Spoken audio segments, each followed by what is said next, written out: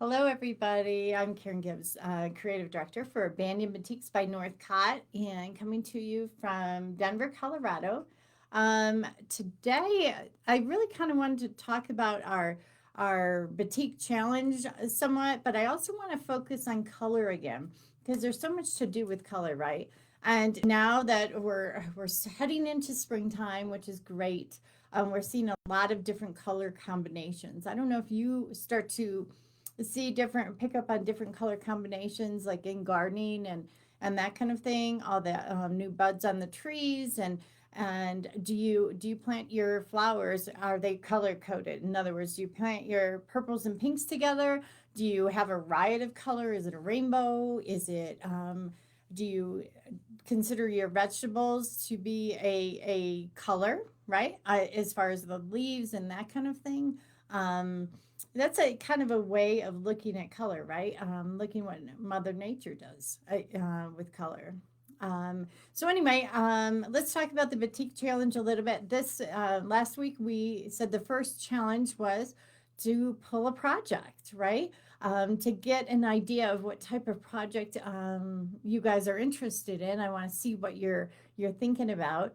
It is, yes, we're doing a batik challenge. So this is for batiks, but hey, if you find a project um, and you want to pull it because you're interested in it, and maybe you don't necessarily want to do it in batiks, but you think it might be kind of cool in batiks, show me.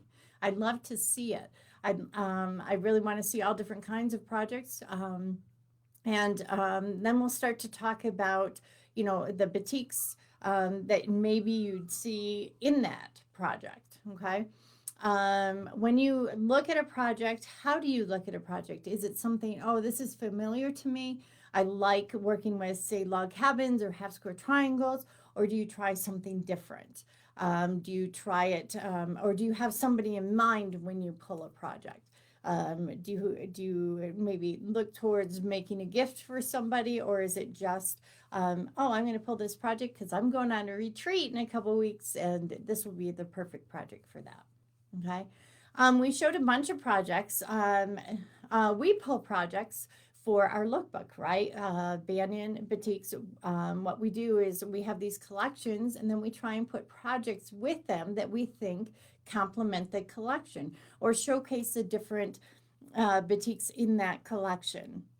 And we've gone over a little bit of what a collection means, right? But if you're pulling batiks for a project, you're pulling a capsule collection, something that you would put into a collection to make a project. All right.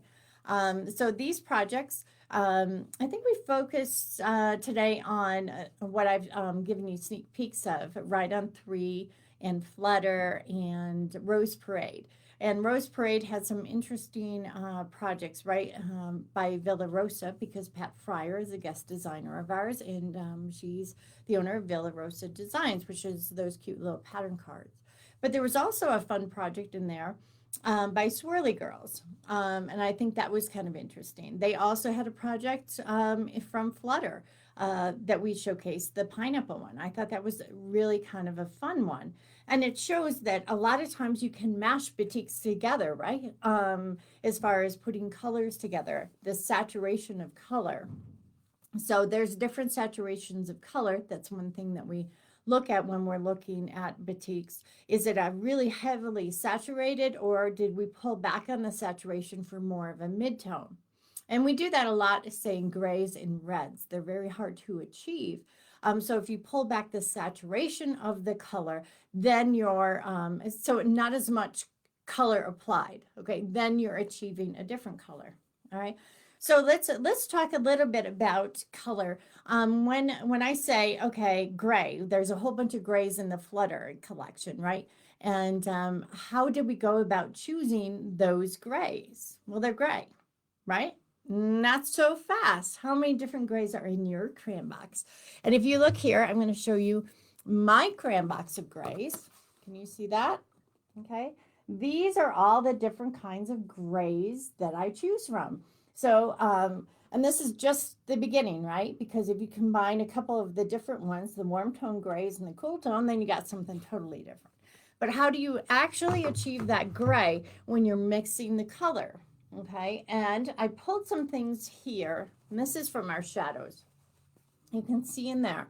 Can you see the yellow in there a little bit and kind of blue in there? So the amount of different colors that you have to put into the mix to achieve the gray is quite interesting, right? Think of a watercolor palette, right? You know, the little watercolor palettes, I keep referring to those that you got, that you played around with in grade school. And you mix all these colors and then you get mud, like a mud color or something like that. Or, you know, think of your color wheel if that helps you too. Now you've mixed all these colors and it's kind of not really dense as far as saturation of color. It's kind of softer, right? That's a less saturated, or that doesn't have as much color. So maybe we'll achieve this gray right here with all the colors that we put in there, the blues and the yellows and that kind of thing. But maybe it's not as saturated as I want. So you have to go and you have to add more color. And then all of a sudden you're changing the dynamic of it because you're trying to achieve a deeper saturation. What's another way to get a deeper saturation? You leave it in the sun to process longer. Okay, so there's many different ways to kind of figure that out. Okay, and you can see here, there's one gray, right? Here's another gray. It's a lot cooler, right? And in there you can see kind of the bursts, right? Lots of different bursts, and that's from sprinkling the soda ash on there. It makes the colors burst and travel into each other. So do you mix all of this ahead of time and then apply it, or do you apply it and then apply the soda? It's a matter of layering the techniques when you're doing the different colors, all right? So here's another shadows, and this, you can see, this is kind of from here, it's a beige or a taupey color, right? Look up close and you can see the different colors in there, right? There's kind of a gold in there, right? There's kind of a brown in there. And if you mix them together, what are you going to get? So the first person I really like to talk to in the factories is the color master, because it's all done by hand. It's all mixed in buckets, right? They really have to know what they're doing. A lot of times we see certain color combinations that we identify as batiks. And I can say like the aqua and the purples, we're very familiar with those in batiks because it's something that they can achieve and know they can achieve time and time again. So once we've achieved that, right, in a batik, we have to keep doing it and keep matching it, especially with the essentials. We have to keep and have a standard and keep matching that. All right. I'm going to show you Ketan too. Ketan, remember, is the essential for banyan. It's the sticky rice, right? Look at the different grays in there. All right. And I showed you some of the shadows, and they have different grays as well, right? So we are already using a lot of different grays. All right. These, we've got to choose different grays in the motif versus different grays in the background. Or do you do in the motif, do you do lesser saturation, not as strong a color, but the same color combination or the same formula of the color to achieve a kind of a layered look? This right here, see how many different grays are in the motif versus the background. This one has more colors chosen for the motif to mix to achieve the grays. So like I say, okay, maybe I've done 4 to 5 different colors in the motif because I want to do a multi, right? First, you have to achieve that gray to then do the multi with the gray, the taupe, and the blue. Okay, so maybe there's 3 to 4 different colors to achieve the gray, and then 3 to 4 different blues to achieve that different blue or that taupe. Okay, so it's a building of color. And once you've achieved those 3 colors that you want to use in your multis, then it's a matter of which layer or which one do I do first, right? Because, okay, if I apply the gray first and then the blue and then the brown, does the brown overtake it and make it kind of a muddy look? Or do I apply a little bit of the brown first and the quantity makes a difference? And then if I apply the soda ash, what gives it the burst to get the colors to combine, how much of that do I apply? And then how long do I let it process? If I let it process longer, is it going to be more saturated? And you have to time it based on how much saturation you want And what did you achieve last time? Because if you're matching it, you've got to achieve it every single time. Okay. So let's look at Flutter here. And this was, if you recall, one of the collections that I talked about and gave you a sneak peek. We've got right here, we've got some of the multi, right? So we've got the yellow and the pink and the red and the orange all in there. Yes, of course. Like if you mix red and you mix yellow, you're gonna have orange pop through. But is it the right saturation, or do you go ahead and mix your orange first and then with your colors, with your yellows and your reds, and then apply it as an orange and not wait for it to give that color? Because then maybe your saturation or your strong or your strength of your color is then better if you do it that way. All right. Look at this one. Okay, we've got some green in there. And I let it go a little bit white here too, right? Because that way I have a cleaner color palette. So I don't have, because if I'm going to mix, say, the pinkish orange and a little bit of the green in there, I'm going to end up maybe with a little bit of brown, and it settles it down as opposed to the white. It reflects light and it just brightens it. Okay. So that's the background. What about the foreground, right? Or the motif? I've got more colors in the motif. Okay. I want to show you this though. Again, let's flip back to the gray. Okay. This is kind of a cool gray. It's not a warm gray, right? But we've got warm colors that are the motif on top of it. So the first colors that were applied were the yellow and the orange for the motif, remember? And then we apply the wax to do the pattern. We bleach it out. But it doesn't all, that color doesn't all bleach out totally by itself, okay? Or it doesn't clear to white, all right? So you still have a little bit of color residue, which is a warm color, and I'm going to put over the top of it, or the background is going to be a cool gray. That's why this one is very, very unique, all right? Because we've achieved that, all right? Look at this here. This is a little bit warmer in tone, right, in the background. Remember what's applied first, though, it's the motif, okay? And then we got it back to a creamy color, and then we've got the gray in there. Now, you can kind of see the scrunched up look here, or the folds of the fabric on that, right? We didn't use a lot of soda ash then, okay, to disperse the color. I just like the movement behind there of the darkness of the gray in there, and then how it bleeds into almost the cream, okay?